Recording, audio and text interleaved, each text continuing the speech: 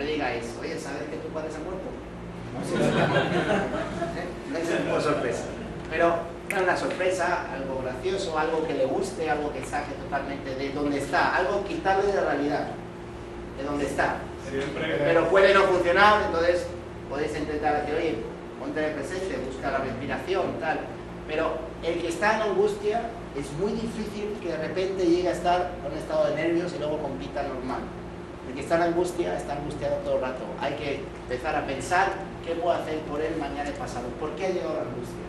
¿Qué trauma? ¿Qué problema tiene? ¿Qué miedo tiene? Ok.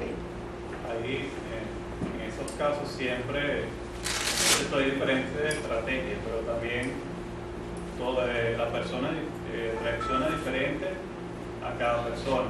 Y por eso es bueno conocer el colectivo, ¿no? En cada momento. Y Hoy cada puedes momento. reaccionar así tú mismo, mañana puedes reaccionar otra persona. Pero siempre, como dice lo que me quiero referir, a lo mejor tú vas, intentas hacer algo y contigo no resulta, pero si tú sabes que, un ejemplo que a veces funciona, es un hombre y la noviecita está por ahí, tú vas y no te haces caso, va la noviecita y por otra razón, por otra motivación, tal vez reacciones, son estrategias. Sí, si tienes a alguien que pueda hacer esa función, pero tienes que hablar, tienes que darle las... Sí, exacto, tienes que tener un colectivo de trabajo. Vamos a ver, para el trabajo mental necesitamos aprender ciertas técnicas. Si hablamos del arquero, relájate, el arquero no ha nacido sabiendo relajarse, habrá que enseñar una técnica de relajación.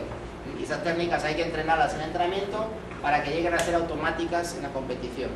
O sea, yo puedo estar en una sesión después de entrenar, vienen aquí, les enseño respiración, les enseño a relajarse, les enseño que tengan tensión, menos tensión, que están más ligeros, menos ligeros, todas esas técnicas. Pero luego en competición no te da tiempo 20 minutos a hacer todas esas cosas. Hay que ser capaz de todo lo que aplicamos en entrenamiento mental aquí, aplicarlo en el campo de tiro en un corto periodo de tiempo. Entonces, estaría bien que cuando estáis entrenando le digáis a una meta, sentaros, bajar el tono muscular o relajaros en 10 segundos. Hala, venga, seguid entrenando. Tenéis que entrenarlo.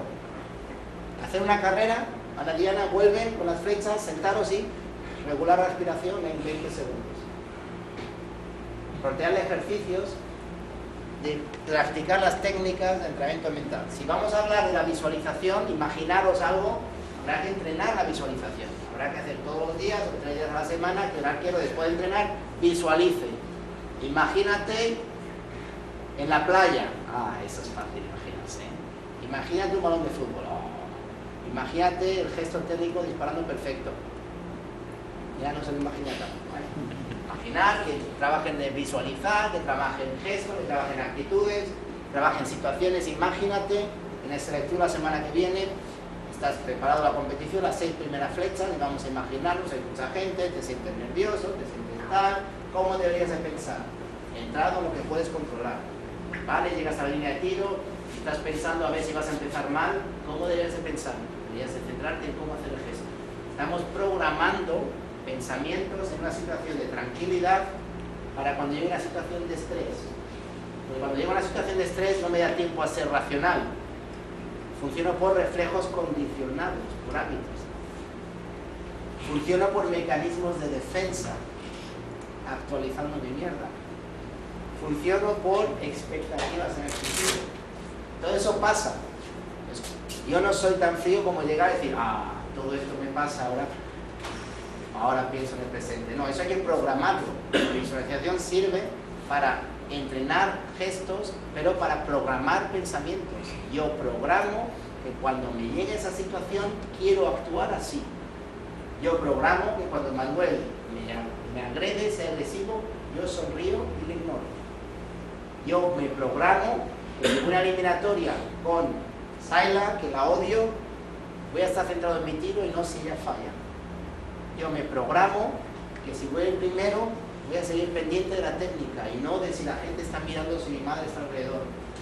Yo me programo que si viene la televisión yo estoy centrado en mi tiro. Uno puede visualizar y programar muchas cosas para el momento que lleguen estar preparado, porque cuando el momento que llega te llega una sorpresa, no estás preparado, y cuando quieres reaccionar la competición ha terminado. Yo me programo cómo debo pensar o dónde tengo que poner atención cuando compito mal al principio. Las primeras 6 flechas son malas. Yo me programo ¿qué hago si la primera distancia es mi récord nacional o mi récord personal? ¿Cuántos arqueros han hecho récord en larga? En la segunda distancia han hecho menos puntos. Porque el mecanismo de pensar es diferente. O sea que fijaros todo lo que se puede trabajar con la mente, todas las situaciones que hemos tenido y que hay que hacerlas en el entrenamiento, hay que crear el hábito. ¿Entendemos un poquito más del aspecto mental? Si yo visualizo, gesto técnico, tengo que aprender unas técnicas de visualización, ir a un psicólogo, leer en internet, hay técnicas muy básicas, yo veo esto y yo ahora cierro los ojos e intento verlo de todos los ángulos. Es una técnica de intentar visualizar. Cuando tú visualizas, puedes visualizar desde dentro, desde tus ojos, o puedes visualizar con una cámara. Para que un arquero se vea desde fuera, tiene que haber alguien filmando y tiene que verse desde fuera. No todos los arqueros se han visto disparar. Cuando tú filmas un arquero, se lo enseña, lo primero que dice, anda, si lo hago muy bien. Pero la imagen que tenemos por dentro es peor que la realidad. Tú siempre sientes lo que haces mal, pero cuando miras dices, pues no suelto tan mal. Pues el brazo no está tan mal.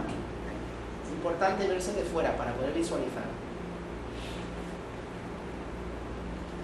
Ok. Último tema. Vamos a hacer una pausa. Una pausa de 10, 15 minutos. 15 minutos.